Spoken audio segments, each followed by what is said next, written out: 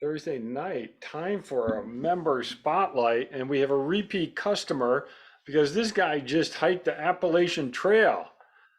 We got Chip Henry. Hey, Chip, how's it going? Good, John. How are you doing? Doing good. You're back in Good. Vegas, Yep. and you Uh, did the Appalachian Trail, and that was such a fun journey to follow. You were great at posting pictures and commentary as you went along, and it was really an amazing feat. So we wanted to have you back on to chat about that. And I'm going to let Bob do the official introduction, and it's going to be a lot of fun diving into this adventure that you had. Bob, how's it going? Oh, it's going great, John. Thank you so much. And thanks again for being on here, Chip. That's cool. Just yeah, to thanks for just to having me. clarify for everybody who's listening too, Chip didn't just do a hike on the Appalachian Trail. He hiked the entire freaking thing from start to from one end to the other. So, and that's just incredible. I mean, it's a superhuman feat. Um, so welcome and thanks for being on here. How you doing? I'm doing good, Bob. Thank you. Thanks for having me, you guys. And just to give folks who are listening a little bit of background, Chip is no newcomer to endurance sports, and this was probably maybe a culmination. We're going to ask him of his sports, but Chip has done over 300 races. He's 50 of those races have been marathons, and it's like I didn't even think that was possible. 50 marathons. He's done 7 ultras, 5 full Ironmans, 15 70.3s. Of all his 300 races, like 41 of them have been triathlons. So yeah, he's got some experience here. Chip is also a certified personal trainer, a certified run coach, National Federation of Professional Trainers certification. So he's been around the block. It's just amazing what this hike was, though. Total, and we're going to get. I'm not going to read this. So you, Chip, tell us about your hike on the trail to start with, and then we're going to follow up on that. As far as what the numbers were, or in general? Start about the numbers, and another thing is, why did you want to do that in the first place? Well, why I wanted to do it in the first place was probably when I was 12 years old. I was in the Boy Scouts in Connecticut, and they had me hiking on the portions in Connecticut, which was really easy and flat. And I really thought this was a really fun thing to do. And I always had it on my mind. I was always going to do it. So hence 40 years later, got retired, and I went and did it. So I found out it wasn't all flat. I know. Not even close. Okay, what's the number? What was the total elevation that you did on this So 2000, wait, 2000, what is it, 2,205 miles? Yeah, it was 2,198 plus the mile from Springer and plus the 6 coming down from Katahdin. So it was 2,205. 2,205 miles. And how long did that take you? 152 days with 18 zeros. 18 zeros are when you just stay in a hostel or a hotel or in your tent for a day and just relax. And that's not a whole lot when you're hiking for 6 months. Right. It was 4 months, 28 days. So 5 months, of hiking. As an elevation gain was 515,000, and the same, except for the mile up and the miles down, it was the same descent. It was the same 515,000 coming down, and my knees didn't like that. That's over 1 million mile of elevation change. Yeah, up and down. Good and 5 grief. million steps. 5 million steps over the whole course. How do you still have knees? Hopefully they're coming back.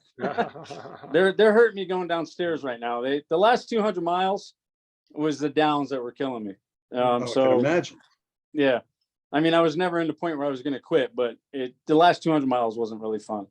So, but I just hope there's no permanent damage.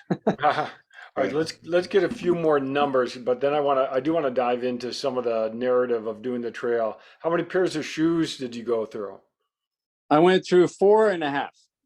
So I went to just about every 550 miles. I was going through a pair, but I went through like 450, 500, and I still have a pair that's got half-life on them. Socks? So socks, I only went through like 4 pairs. I had the darn tough socks. First, I had the rock socks from REI but they're just a sock sewn within a sock. And when your feet were wet, just like you're trying to put on a tri jersey over a wet back, it was the same thing. Even though I crunched them up and I balled them up to get them on, they would rip. So I stayed with the darn toughs, and they were pretty darn tough. I guess so. That's awesome. Yeah. That's a good endorsement right there. How about I weight? was going to say that's a major endorsement. A lot of people are going to. I'm going to go grab a pair. Weight lost or weight gain? So I purposely went out and gained 7 pounds of probably mostly fat before I started. That 7 pounds is gone plus 5. Hmm. And then since the 2 weeks, I gained 2 of that back. And Oh, I got to okay. get my appetite. I have a ferocious appetite right now. Just Yeah. I've got to stop eating. I just want to eat everything. It's like, what do you mean? I just had breakfast of 1,000 calories. Where's my second breakfast? Oh, I You love it. know, What so was your typical pack weight throughout the whole? I would say average was 35 pounds. Oh, wow. Okay. At one time, I was being really, really silly. I was in a town and I got 2 resupplies from family and friends, and my pack was 47 pounds when I left town. Oh my goodness! And I was just like, no, I can't do this. So I got rid of a few things. I got rid of quite a bit of food. I just kept eating. Yeah. You get real heavy when you leave town, and you get real light before you get in town. That's the way it is. Hey, you brought up resupply. How did you do that? You plan that in advance where you're going to pick up stuff? I did both, or I did 3. I had some offices. I had 2 offices to be exact, but they were right on trail or within a half mile off trail, so I didn't have to go far. But then I would go into town and go in the grocery store or in a hostel where they had resupply, which was more expensive, or even worse was no grocery stores, no hostel, as a gas station. And I'm getting gas station convenience food, which is 3 times the price. Mm-hmm. And they know it's a hiking town, so they kind of bump it up a little bit. So I was spending anywhere from 150 to $200 a week on food for myself. Okay. Well, yeah, you're burning through a lot of fuel too. Oh yeah. So, how many times did you resupply? Did you say? So if you break down the math of how people hike, some people are hiking 10, 12, maybe 15 miles a day. I was hiking anywhere from 20 to 25 on most days. So I was getting into towns a lot quicker. So I was resupplying every 2 and 3. Mm-hmm. So because I was there quicker, so I wasn't going to pass up town food. So you had to go into town and get food. Right. The other options of resupply, they weren't resupply, but you have what's called trail angels or trail magic. And it's probably 5% of your food intake, but they actually have people that park by the road that most of them are through hikers themselves, and they come back and they make hot dogs, cheeseburgers, pancakes, egg sandwiches, sodas, whatever. And they're giving it all because they want to give back. Yeah. So they're on the trail giving food. You come down and there's nothing better than trail magic. Yeah. When you come down off and you've been out there for 20 miles, you're tired. And then you just see this van, a gazebo set up and chairs, and you sit down and you eat for an hour. They call it the vortex. You get lost in the trail magic vortex where you sit there for 2 hours and talking and eating. And then you're like, oh my God, it's going to get dark. I got to get this hike done. So that's great. What a community. Okay. Who dropped you off? My wife and my stepson. They dropped me off. They went to Georgia and they did the first mile with me to Springer Mountain from the parking lot. Yeah. And they turned around and then left at the parking lot because you can't drive to where the start is. Yeah. So it was a mile out from the parking lot. They hiked out with me. They hiked back, and then I said my goodbyes. Oh, tears going out. Yeah. It was a big adventure. Who picked you up? So picking me up is I drove. It's a different story. So I actually got a ride from a friend that I was hiking with because his stepsister came to get him, and they were going to drop me in Millinocket. And then she convinced me to just go to Camden, Maine. And I rented a car and I went to Connecticut, and I stayed in Connecticut for 2 weeks. Okay. All right. Oh, that's awesome. I love it. I mean, you did a lot, on top of doing the trail. All right. Now, don't through hikers get nicknames? Yes. Can I ask what your nickname is? Yeah. Like secret community. No, it's not a secret community. The funny thing is people, I go somewhere, a bank or whatever, and do something now, and they ask me my name, and I tell them my trail name. I'm like, oh, wait a minute, that's not my. It's ingrained in my head right now. My trail name was WAC, WAC, and it stands for what's around the corner, not because I'm whacked. But that's what it was because I was talking to a guy who asked me why I kept doing it, and then I told him why. And then people kept coming up and we in conversation asked me why I'm doing it. And he just came up when he said whack. And I'm like, what? Whack? What's around the corner? Leave the T out. So that was my trail name. Because I that's love it. most people originally do the trail because they want to finish it. They want to have that bragging right. They want to have it complete. That was Mhm. second on my list. Yeah. I wanted to see nature and I wanted to see the trail and I wanted to be in nature. I So Well, I what's bet you around the that, corner was perfect. Yeah. and that gave you a different perspective on it. You weren't just, you didn't have the end in sight, you had the whole trail in sight. in Right. mind. I could have probably finished a month quicker. And I did have that endurance part of me in the beginning where I had to slow down because I was just hiking. I'm like, dude, this isn't a race. Mhm. Slow down. So and smell the roses. Stop Mm. at an area that you love and sit there and eat lunch or have a snack or something. So I had to force myself to do that. So I basically could have been done a month sooner, but I didn't want to just be done with it, you know. Mhm. Yeah, but talk about enjoy the journey. I mean, you Exactly. lived that. You lived that. Exactly. Mm. Oh, I Yeah. love it. All right, so now let's go through some of the things you saw along the way. What was the most unexpected thing that you saw that you were like you knew you were going to be hiking, you knew you were going to see, certain climbs and views and what have you. What was the thing that you really caught you off guard, if you will? So it would be involve people. Um, there were some real scary situations and then Mhm. some real weird situations. And real quick, the weirdest one, not the weirdest one, but one weird one was I was in Vermont and I was hiking through. It just rained out for 3 days and it was pouring out all night. And I come up to a lady underneath the blanket. Mm. She had no backpack. She had nothing that you could see under the blanket. She had the whole blanket over her entire head. And then she had a dress hanging from the tree. And I'm like, are you okay? And she's like, yeah, I'm just wet. And I'm like, you think? And I kept hiking past and I was going to take a picture and her head turned sideways because you could tell she seen me underneath the blanket. And I was like, that's odd. And a couple of people I were hiking with also seen her and they just like, they wanted nothing to do with the weirdness and they just kept hiking. Well, it turns out she either was on drugs or she had mental illness. She was carrying a box to Virginia from Vermont that had something to do with her dad. I don't know if her dad's ashes or what it was, but that was pretty scary to come up on. Mhm. And then there was another guy that was just sitting on the trail in North Carolina, didn't say a word to nobody, sitting on a 5-gallon bucket, smoking a cigarette, staring at people. Hmm. And so it was mainly the longer stories that will have to be another time where I could sit down and tell that are kind of funny, kind of weird, but Mhm. that's to do with the people part of it. Um, but I Yeah, what really about the can't put wildlife? in the wildlife for me was the bears I encountered and the rattlesnakes. Mm. I Oh, really wanted to see a rattlesnake. copperhead and I didn't get to see a copperhead, but I got to see three rattlesnakes, and one rattlesnake got off the trail where he was on because they all use the trail. Most animals use the trail, believe it or not. It's easier for him. So I got him off the trail, but then he went and he curled up right in front of me. He was in a ball curled up. And I kind of put my trekking pole at him to try to get him off because I had people coming behind me that I didn't want the snake to get to him. And he wasn't moving. He Mm. wasn't having nothing to do with it. He just lifted his body up and rattled his rattle some more. And I thought maybe he would bite at the stick, but then somebody was telling me no, they only see in heat.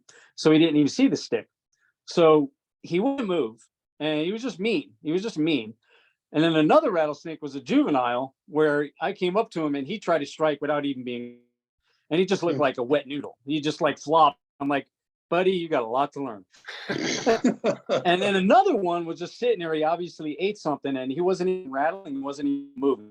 Just like, He was oh, fat, dumb, and happy. fat, dumb, and happy. Uh, And then as far as the bears go, I saw three.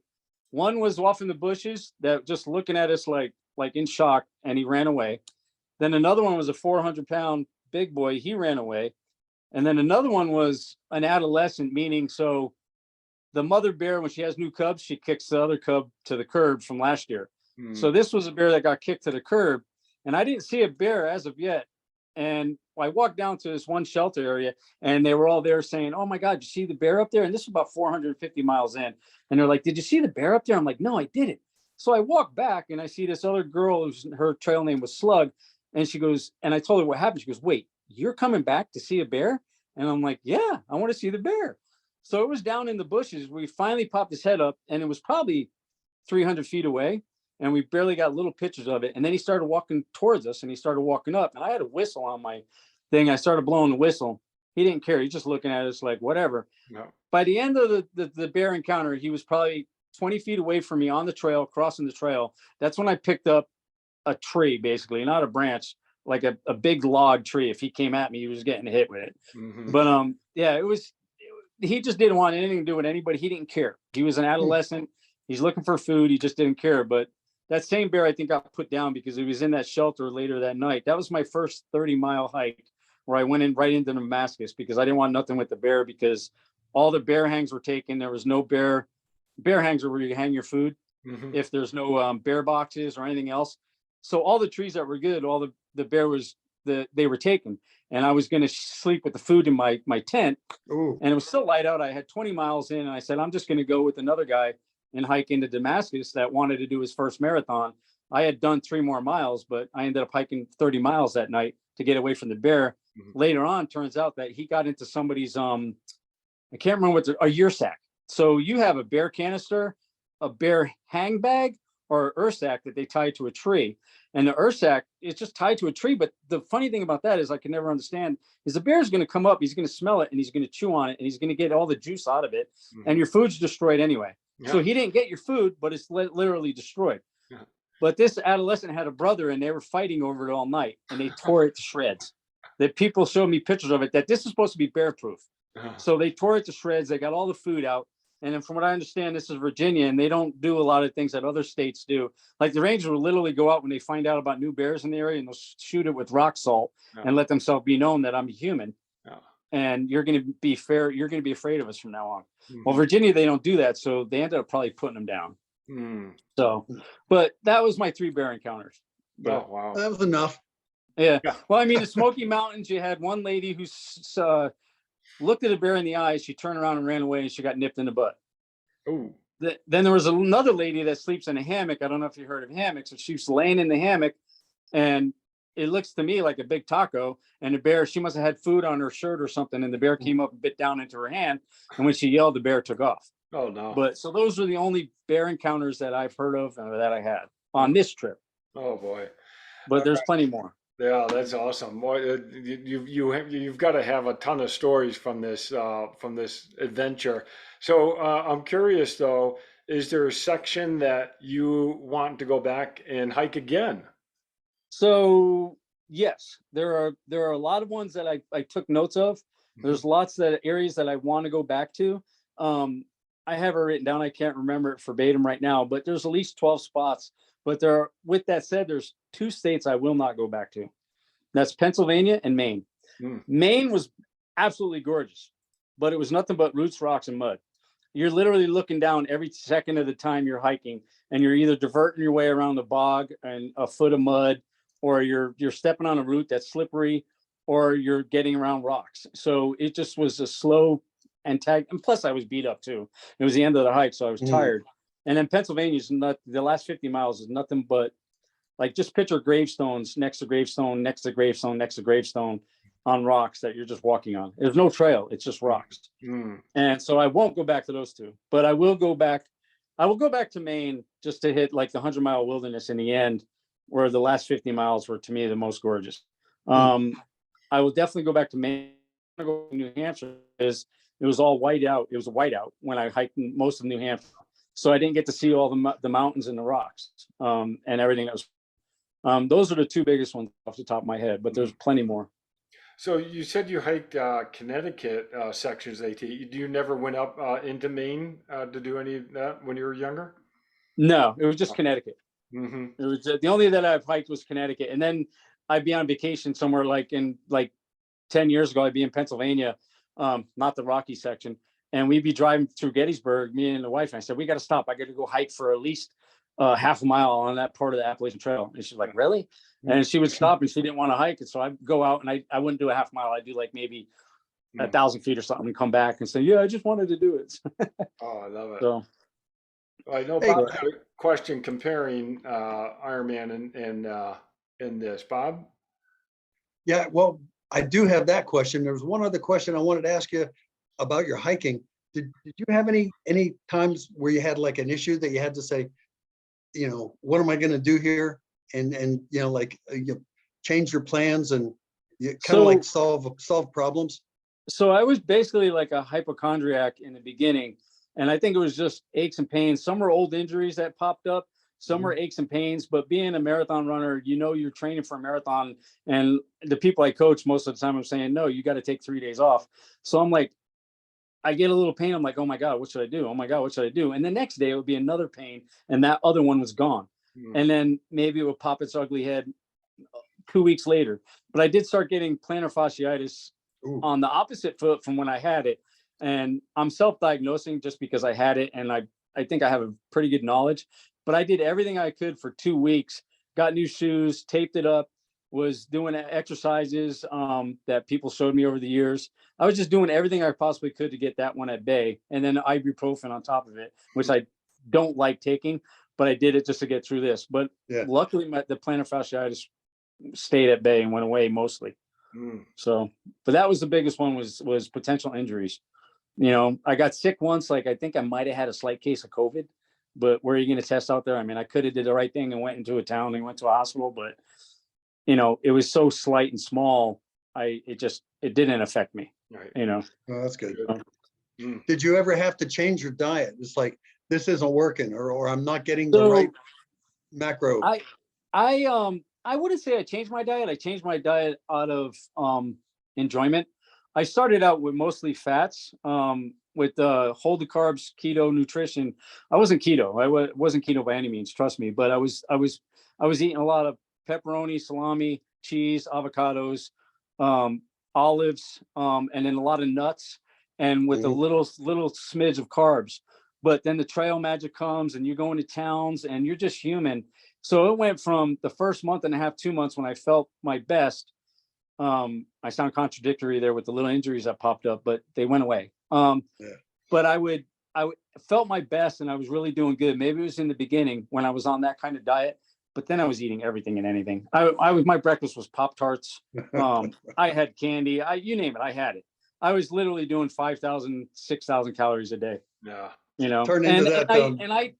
And I pride myself in that, because everybody else lost 30, 40 pounds, and they look emaciated at the end, and they weren't even eating as much as me. And like, Mhm. they were like always laughing because I was carrying all this food. And I'm like, oh my God, I'm at 35 pounds, 36 pounds versus 28 pounds, because that was in the beginning. And then at the end, I'm at 28 pounds now, and then you go into town and resupply.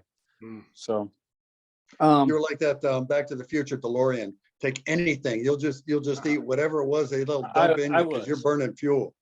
Yeah, it all went into the engine. It went into the fire. So, and I was just enjoying it. I mean, I really have to pipe it down now. I really do, because I want to eat a lot, Yeah. and I just can't, so. Well, you're missing something. It's like your body there's minerals or vitamins or something that you got to bring back up the level. So Yeah. you Well, got to keep I eating don't until you think it's get it. just that. It's because my stomach's so big because I ate so much.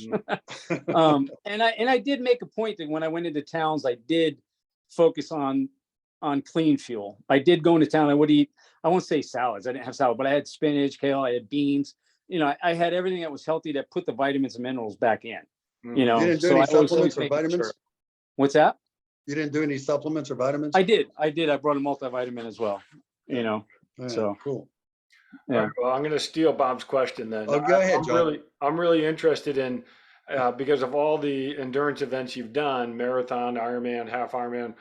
How did finishing any of those compare to finishing the Appalachian Trail? I know there's no finish line at the end of the Appalachian Trail, but you had something where you said, okay, now I'm done. Yeah. So it's all a matter of perspective as to where, if you're going to run a hard marathon or you're going to run a hard Ironman. To me, the hardest event on the planet, if you're doing it for time, if you're trying to, maybe you're undertrained by a minute or two, the hardest event on the planet is a marathon. Mm. Because it's simply that infinite line between a half marathon and glycogen, and I won't get into all the science behind it, but it's just right there at the nut where it's really hard if you're trying for a hard one. Ironman, you could always tone it. You have to tone it down just a little bit to be in the aerobic zone, not anaerobic. But to answer your question, an Ironman, you get to go home. Yeah, I mean, it's a hard training cycle. I mean, you're training hard, but you get to go home. at the end of the Ironman, you get to go home. At the end of a marathon, you get to go home. I was out there for 5 months. I didn't get to go home. I had to go sleep in. So I'd be sleeping in a shelter. Sometimes I'd be sleeping in a tent, or I'd be sleeping in a hostel. And you get to where I would pitch a tent thinking, oh my God, I'm going to have a quiet night because I'm not in a shelter, because I would go in the shelters when it rained. But then you got the person snoring, and you put earplugs in, I don't care. You're still going to have the snore. You can't get away from it. You're going to have the squeaky beds, the mattresses making noise. You go in a tent, you're thinking you're good because you're away from all that. And then you got the guy next to you, might have been high or something, and he's going in and out of his tent for at least a half hour. Zip, zip, zip, zip, zip, zip. So then you think you're in a hostel, and all of a sudden you're in a hostel in Port Clinton, right near the train station, and you hear a train every hour. So I didn't get a good night's sleep almost the whole time I was there. Oh, I mean, boy. pretty much. Maybe there was a couple nights where I got a hotel, and I just went in and I said, I'm taking a zero tomorrow. I'm going to a hotel and I'm sleeping. And maybe that's 3 nights that I could say, honestly say I got a good night's sleep. Yeah. So to me, it's one of the hardest things I ever done. Just simply the fact, I mean, it was the funnest thing I ever done. And up to 2,000 miles, it wasn't really that hard. There was days that were hard because I did like a 44-mile challenge, 4-state challenge, where I had a foot in Virginia. I went into West Virginia, which is 2 miles, Maryland, which was 42 miles, and then a foot in Pennsylvania. So they call it the 4-state challenge. It's 44 miles. At 35 miles, that was like the Grand Canyon. That was the rim to rim to rim. That was hard. The last 200 miles, probably the hardest thing I ever did. In Maine, with all the rough, the roots, the mud, my knees hurting me on the downhills. Last 200 miles is definitely the hardest thing I've ever done. As a matter of, I mean, you guys done Ironman, so you understand what I mean. Ironman's a harder one-day event. A marathon's a harder one-day event, but this was the hardest thing I've ever done. If that clears up the question any. Yeah, no, so you must have just felt a big sense of pride when you did say you're done with the trail. That must have been I did it, yeah. Yeah. Oh, big time. I mean, And you stand up a little bit so everybody can see your shirt. You can wear that with pride. That AT Appalachian Trail. Yeah. So basically, this is the sign that shows you the sign that's all over the Appalachian Trail, but it's on a white blaze. So this is what you're following the majority of the time. There are some states that, like New Hampshire, didn't mark them too well. Certain areas didn't mark it too well, but you see this on a tree every 100 yards or so, or maybe even a little less. So you not the insignia inside it, but you see a white blaze on a tree, and that's what you follow. That light's kind of. So Yeah. I know you did a lot of hiking to prepare for this. Did you feel you did the right amount of prep, or is it something where you're like, I need to do more, or maybe you didn't need to do as much as you did? So I probably didn't need to worry about as much as I did, simply because of my background with marathons and Ironmans. But I was at first, I kept going back and forth. Well, I'm going to go do it in 3 months. I'm going to go finish it. And then as it got closer, I started doing the math and I started doing everything. It's like, why am I going to go kill myself on such an adventure? It's not like I had a job I had to get back to. I did have a responsibility. I have a house. I had to get back, so I didn't want to be in the cold October 15th. That's the last day you get to do it. I mean, you could do it after, but they're not going to come rescue in Baxter, Maine if you're in trouble. So basically the snows were coming in right after that, or right around there. So I put a time 5 months, September 15th, where I was going to be done. And I wanted to beat the cold a little bit. So as I was going, I thought about it, saying I was slowing down a little bit. And I said, and then I looked at it, I was like, well, wait a minute, you better pick it up a little bit. So I was going back and forth to where I had to finish it and pick it up. But to answer your question, I don't think I really needed to train. There's people that come off the couch that were able to finish it. They're taking 6 to 7 months. Okay. But they just have determination and grit. And they're going a lot slower. So they're doing 10, 12 miles a day versus 20 miles a day. Right. But I mean, at first I thought I wasn't going to have enough. Yeah. Because I only did a little bit of hikes here and there. I went to Red Rock and I stayed 3 days to test all my equipment. And that was the only time I was out more than a day, so. But no, I think I did just the right amount. What a great adventure. I really wanted to have you on to hear more about this. I've hiked some of the trail, but nothing like what you've done. And this is, it was so much fun to follow you. And I really appreciate you posting pictures and telling some stories along the way. That was great to keep track of you. And I was just amazed. I mean, covering 20, 25 miles every day was really impressive. So congratulations. What? Whack. Whack. WAC. Whack. Yeah. I love it. I love it. Yeah. That's awesome. Well, So, congratulations. That was well, really fantastic. And now we're ready to bring you back into triathlon. So, okay. Yeah, what are you going to do after this? That's, you know, to top this? I mean, it's yeah. got to be tough.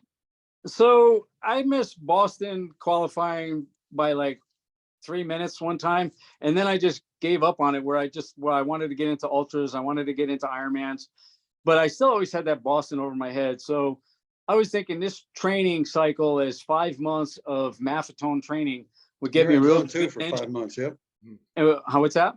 I said just zone 2 for 5 months. Yeah, so I basically was in that low heart rate zone for most of the time, I mean, except climbing hills. I mean, it is what it is with a pack on. But I want to do a marathon. I think we're going to do Mesa Marathon and see if these knees get better, because the knees are, I still can't go downstairs without pain. And then see, I'm going to try Mesa Marathon maybe at the end of February and try to BQ. Oh, So, Oh, that'd be cool. so we'll see. I mean, we'll see. I got a lot of work to do. that's awesome. Well, Chip, this is so great for you to come on and tell more of the story and really your big pat on the back. I mean, it was really, really amazing. Well, thank you. And I didn't want Yeah, to say that's I'm not crazy. done yet either, though. What's that? Say again, please. I'm not done with triathlons yet either, though. No, So that's good. I Very love good. I it. just want Boston. So Well, I give you a big bear hug and congratulations, but I'll do it virtually. So, all right, I Yeah, appreciate big it. ups. yeah. All right, thank you. All right. Thanks so much. Thanks, everyone. All right, see you, everybody. Thank you.